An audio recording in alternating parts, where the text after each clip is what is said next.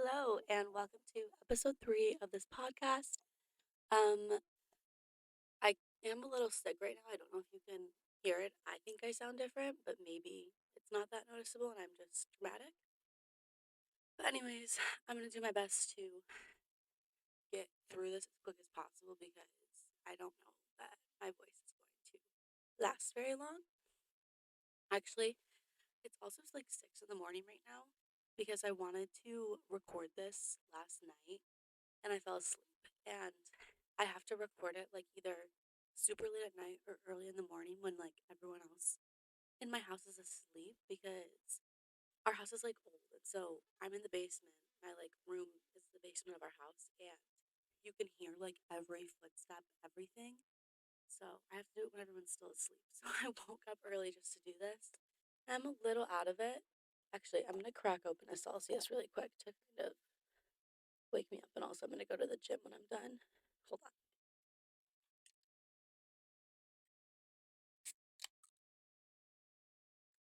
I wonder if that was like ASMR because I had the microphone sitting on the table and when I cracked that. I'm gonna have to listen to that and see if it sounded good or not.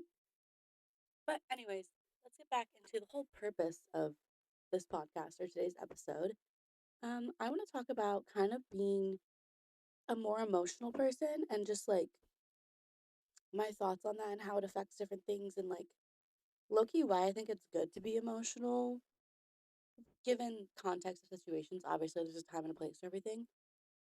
So yeah, I didn't really plan out what I'm gonna say. I tried to, and it just like wasn't like I don't know. It was just like really weird to write it down. I think I planned out the other episodes I've done because they were more like talking about things that had happened, and so I just wanted like a timeline to keep like everything in order. But for this, like I'm literally just gonna like raw dog it and talk just like whatever comes to mind. So if it doesn't make any sense, so sorry. I'll try and like edit it together in a way that hopefully makes sense.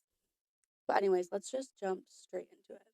So, I have always been an emotional person. Like, I've always been a crier when I was a little kid. Like, I was a crier. And not in a sense of like I cried when I didn't get what I wanted, but like, I don't know, like my best example is I remember being at my grandma's house. We spent a lot of time at like my grandma's and my aunt's in the summer because they would kind of like watch me and my sister while my like parents were at work. My aunt was a teacher, my grandma was retired. Like it just worked out that way that we would spend the days with them. Um, and I just remember when I was at my grandma's, she lives a bit farther away and she lives like in the woods. Is like the best way to explain it. Like she has neighbors, like you can see her neighbors, but like they're like through a bunch of I don't know, it's very weird when you're a little kid and you grow up in like a more suburban neighborhood and then you're like going out to like the countryside and like spending the night there. Like I just remember always getting really freaked out at night because like it's pitch black out and like there's really not that many people around where I was like and also I think it's just like when you're little, like you don't like sleeping at other places' house. At least I was like that. Like my best friend, we still like laugh about it to this day because it was just ridiculous. She literally lives like 3 streets away from me, like a 2 minute walk. And we would have sleepovers all the time. And without fail, anytime it hit like 11 p.m., we were calling my parents to come pick me up and bring me home. Like I have just never liked sleepovers. Obviously, as I grown up, I like grew out of it a little bit and like it was fine, but still, like I feel like everyone just likes to sleep in their own house in their own bed. Like it's what you're comfortable with. Back to what I was saying about the whole crying thing. We would stay the night at my grandma's a lot because we would be there like every day and it was like a bit of a drive, so it just made sense that like once or twice a week maybe, I don't remember how like often it was, but we would spend the night there a lot. And like I love my grandma and my grandpa. Like it was not like we didn't get along or anything like that. I was just an emotional little kid. And so I would cry all the time that I didn't want to be there and I wanted to go home. Like, especially at night, like when it was time to go to bed, I would like cry myself to sleep and like make a big fuss and like make my grandma call my parents so I could like talk to them. And I was just always really emotional. And even like with my parents, like if I was like getting in trouble for something, which I was a pretty good kid, not to brag, but like I really didn't get in trouble. Like I never really did anything crazy, but like me and my sister would fight, or like I don't know, I would leave like my stuff in the living room that I didn't clean up, or like my room would be in a mess, or I don't know, just little stuff that like obviously your parents are gonna like correct you on to like help you build those habits and like take responsibility for things. But like I would just feel so personally attacked when like someone told me I was doing something wrong. And I think it was also because I didn't get in trouble a lot. So when it did happen, I was like, oh my God, like I'm going to jail, like this is the end of the world. And I would sob and sob and sob. Especially with my mom, like I don't know, I feel like it's very common for like mothers and daughters to kind of go through like a rough patch or just like butt heads. And like me and my mom, like we definitely had our moments, but like to be honest, my mom and my sister were way worse. Like they fought a lot. And my mom's also like a really emotional person. And so anytime we did like fight, it was usually probably about like what I was wearing because I don't know. She always had that rule where it was like your shirt had to like cover your butt, especially when like leggings became a thing. I remember like getting dressed for school and she was like, "You're not wearing that." Eventually, like whatever, she got used to it. It wasn't that big of a deal. Or like when we had to like go out or if it was like the holidays, like you want to like dress up a little. My family's very casual, so we like literally like don't do anything crazy, but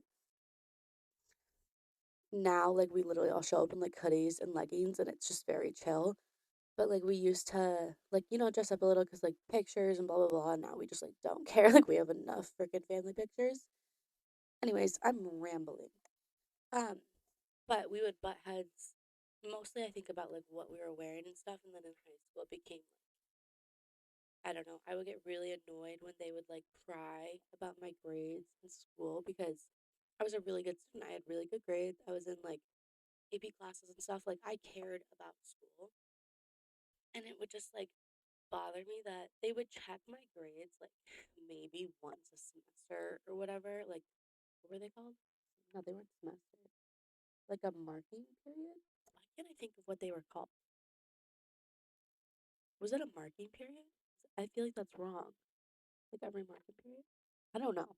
Anyways, they would check like every semester of school and just kind of like check in, which pissed me off because I was like, I know I'm doing my work, but if I had like one little quiz that I did bad on, like I remember my junior year, I was taking like a college chem class and I was terrible at it, like god awful.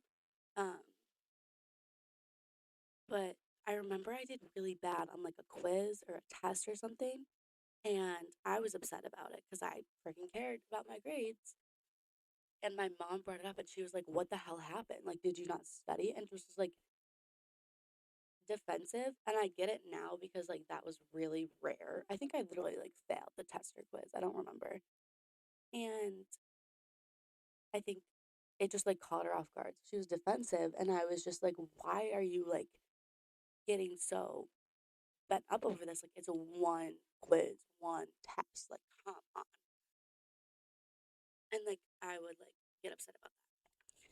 So regardless, I'm gonna have to cut so much of this out because it's not making sense. I was a crier, especially when I was younger. And then like obviously like you kind of learn to control it when you get older. But even like in high school, like if there was any sort of confrontation with my like parents or like family, like I would cry. And it switched from me just like crying on the spot, obviously, to like waiting, going to my room, crying about it later.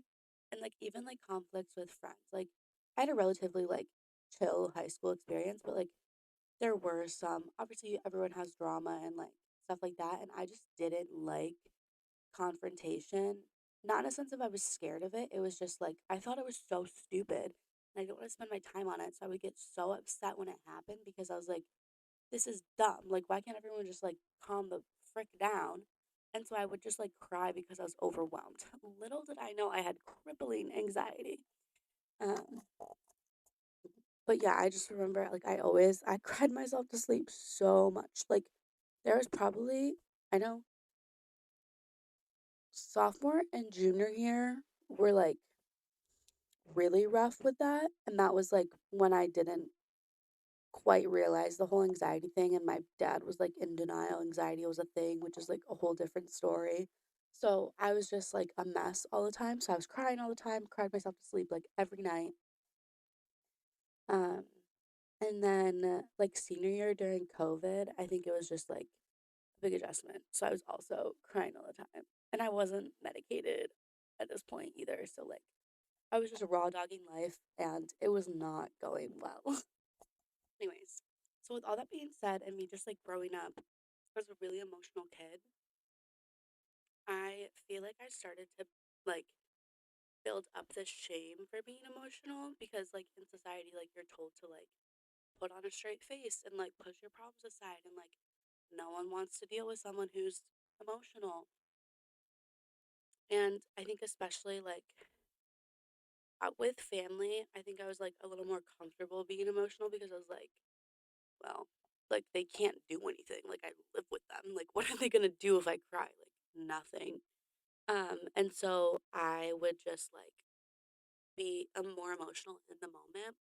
And then in school and stuff, like I would like wait till I got home and then I would be crying all the time. And then my parents were like, what the hell is wrong with you? And I was a very private person. I still am. Like I don't really tell my parents much about like social stuff. I mean, they know enough. Like they know all my best friends and like everything like that. Like, but like in terms of like if there's like a problem in my social life, like I don't really talk to them about that just because I don't know, I like to handle things on my own and I don't want to have them like kind of butt in cuz they're very nosy. Well, my dad is, my mom not so much, but like I just know like my dad like I'll be going to like my friend's house like late at night like really randomly. He's like, "What's going on?" I'm like, "Oh, like she just like is having like a little bit of like a breakdown, like got to go like be there for her."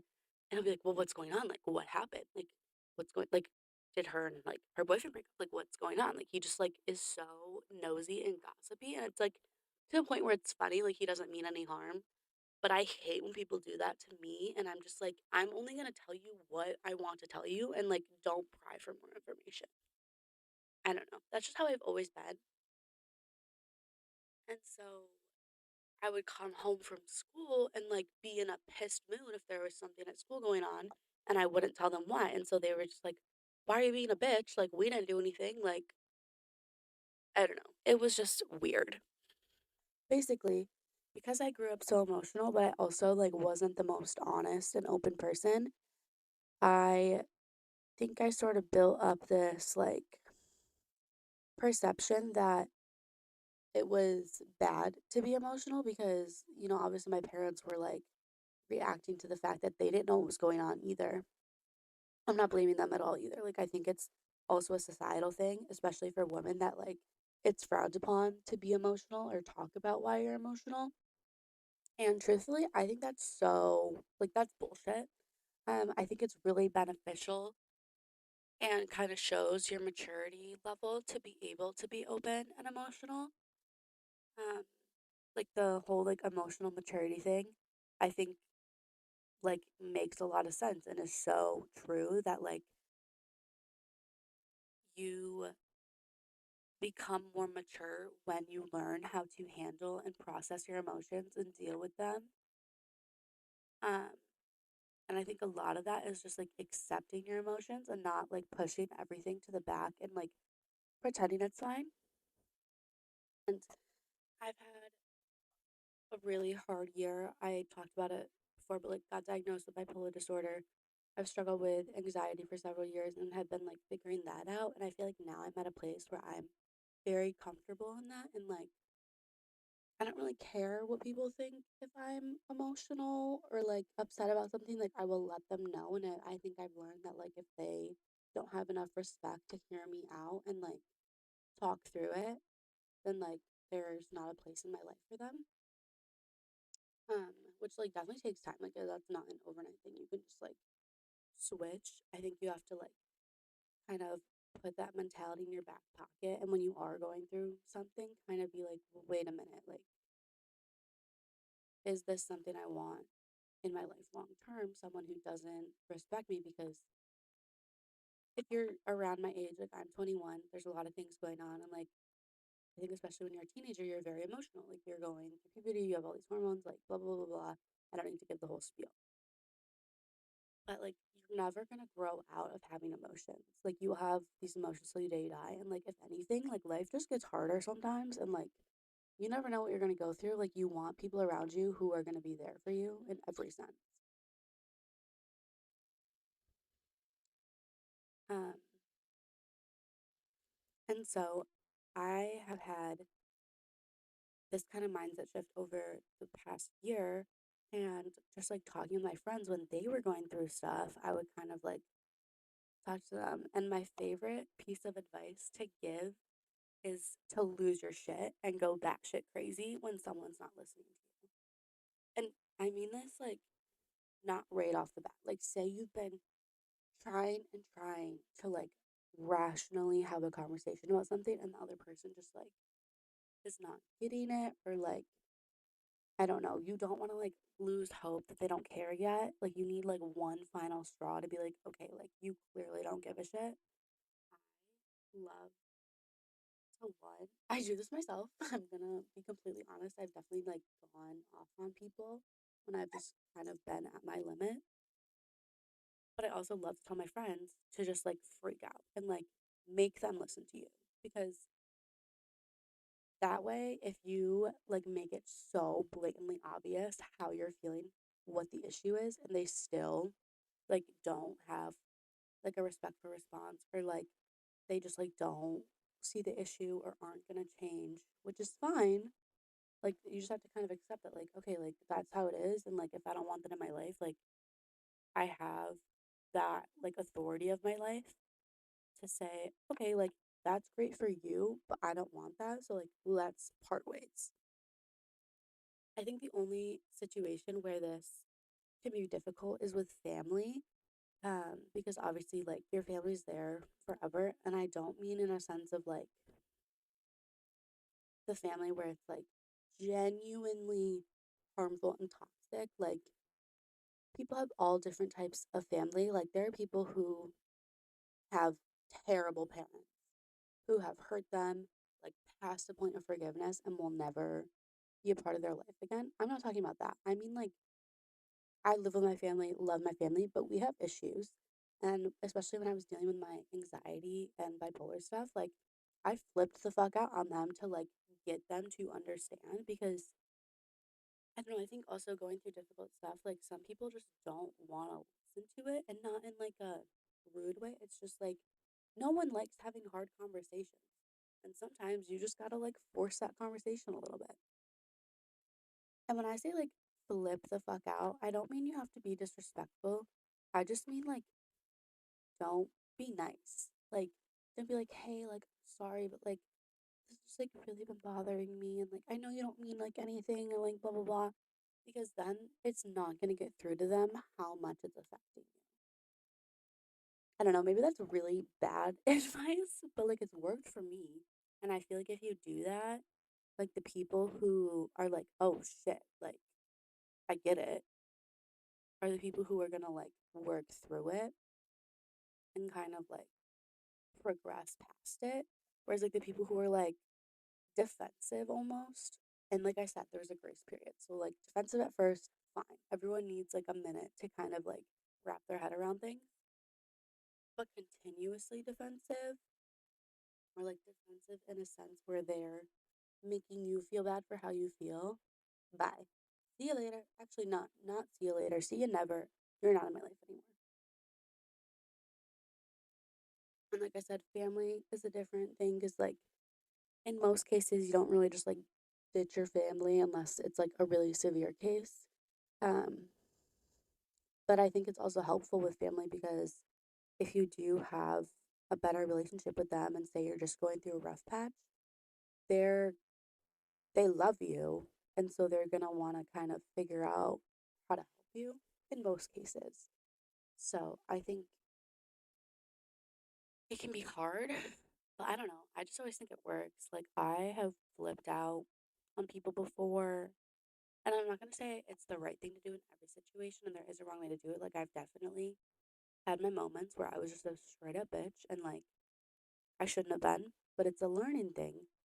And especially with like the whole bipolar aspect, like when I'm manic, I tend to freak out a little more, um, and can be like genuinely like not doing it for the right reasons and just like not thinking clearly, but like that is like a little bit out of my control. And like now I'm very open about it. So the people around me can kind of tell the difference between, oh, she's going into like a manic episode and it's just going to be like a little bit irritable for a while, or gonna like be more upset for a little bit, versus like me approaching it in a more respectful but very straightforward way is like, nope, she's not just being manic. She actually is upset by this and, needs to talk about it. Uh, Which obviously, like, that's a learning thing too, and like kind of having grace for people, kind of figuring out the difference for that because I'm still figuring out the difference for that. But even if you aren't bipolar and you're just upset about something, like, I think it's totally fine to make it clear that you're upset and you don't always have to be poised and proper. I think that's my biggest like issue with society is that everyone is like, no, like you have to like keep it poised and like not be quote unquote crazy about stuff. And I'm like, sometimes it's okay to just be a little crazy. Like it gets the job done. So I think that also comes with age and obviously experience. So like in middle school kind of age, like everyone is sort of like not really aware of how best to handle that. And I think that's where like a lot of like drama comes from and just stuff like that. And obviously like as you get older and stuff, like you start experiencing relationships and like that's a whole other level. And I will say I have always been okay, not always, but especially in high school, like I always would speak my mind about stuff in a sense of like if I was upset about something, like I was not going to just sit there and not say anything. Like especially like with friends, like I have always had really well, the friends I have now, I've been friends with for a long time. And so with them, I think the reason we stayed friends is because we are all very open with each other. And if there's like something bothering us, like we just let each other know and be like, hey, like you're doing this. And like, I don't really like why. Like it's pissing me off. And not in a rude way, but we'll just like openly talk about it. And obviously, like, first of all, disclaimer, me and my friends don't really have this issue a lot. Like, we don't fight really. I think I've like had like maybe like one fight with each of them over the course of like however long we've been friends. And like some of my friends, we've been friends for like 15 years. And so, yeah, I don't know. But like, even if obviously when you bring up something to someone, there's going to be like a little bit of attention. But if you truly like care about the person and want to like stay friends, like you're going to work through it in a respectful way. And I think if you can't do that, then like you're not really meant to be friends. And I've had both situations happen. Me and my one friend, still one of my best friends, like we talk all the time. A few months ago, like we were both just in like not really a good place. Like I was really struggling, she was really struggling with different things. And we just like could not be there for each other in the way that like we needed each other. And I think it just kind of like built up some like negative feelings. And I was the one who brought it up because I was getting annoyed with just how things are going. And I brought it up to her, and it was like a hard conversation. And it was like a couple days of like, all right, maybe we weren't texting as much, but then like we hung out and like everything was normal. Like, and now I feel like we are so much closer and like so much more open and aware of each other, like what's going on with each other more because we had that conversation. And this is making it sound so dramatic. It was literally not that deep either. Like it was something so stupid where like we were both just kind of like being bitchy to each other and like I just brought it up that I was like, this is getting annoying. Like, I'm gonna say what's bothering me. You tell me what's bothering you, and like, let's fix this. So, yeah, everything's all great now. But I think if you can't have those conversations with people, maybe they're not meant to be in your life right then and there. And obviously, people mature at different paces. And so, like, if you do bring something up to someone that's bothering you and they don't really treat it with respect or are just like, I don't, or like really like feel attacked by it, which with that, I will say there is kind of a grace period. I feel like anytime you bring something up to someone that they're doing that you don't like, it is going to kind of feel like a whoa, like, why are you coming at me a little bit? So, like, do give them like a grace period of like a day or two to kind of like not feel so like it's not so personal in a sense of like, because you're doing this thing, I hate you. It's like, no, like, I'm bringing it up because I love you and want to be friends and make this work, but this is like gonna continue to build and I don't want that. So I think, you do have to give people a little bit of a grace period with that, but also like the grace period only lasts so long.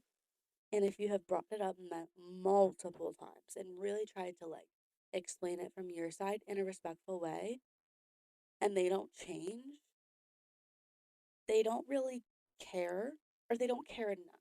I won't say they don't care because I've had friends where, well, I'll talk about one friend in particular. I had this friend and we were kind of having this kind of issue where I was bringing up stuff that was bothering me and he was like listening and would say like, "Yep, like makes sense, understand, like I'll stop doing that."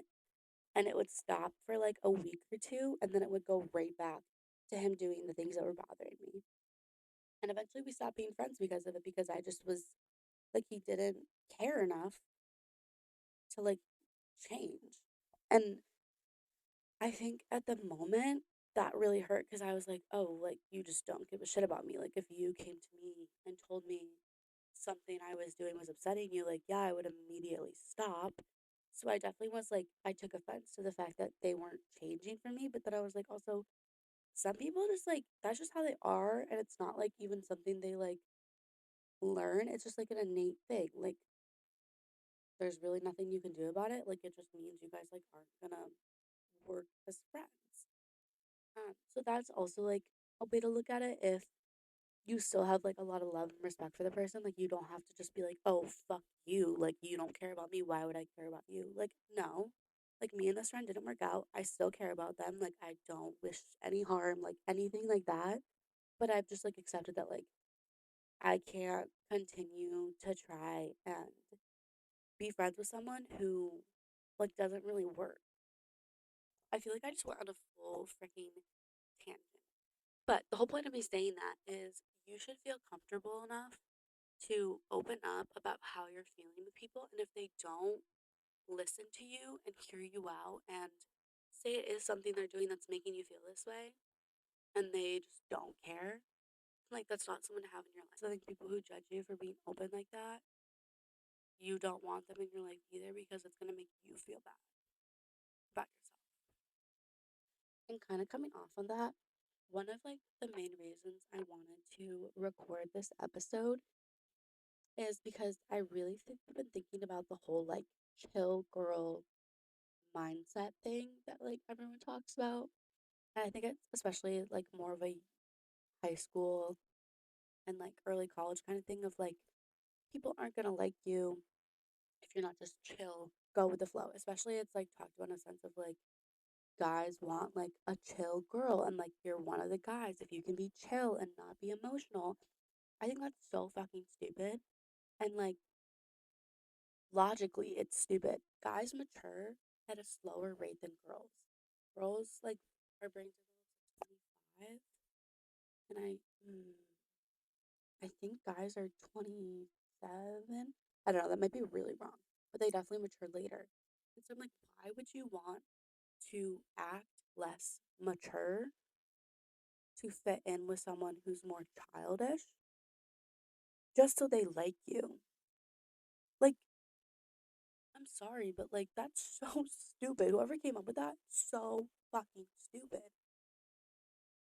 I don't know. I just, and I'm gonna be completely honest. Like in high school, early college, like I definitely was like, no, like I need to be chill, so like they don't think I'm like this like stereotypical like emotional girl. Newsflash, babes, I'm fucking emotional. Get over it. Like deal with it.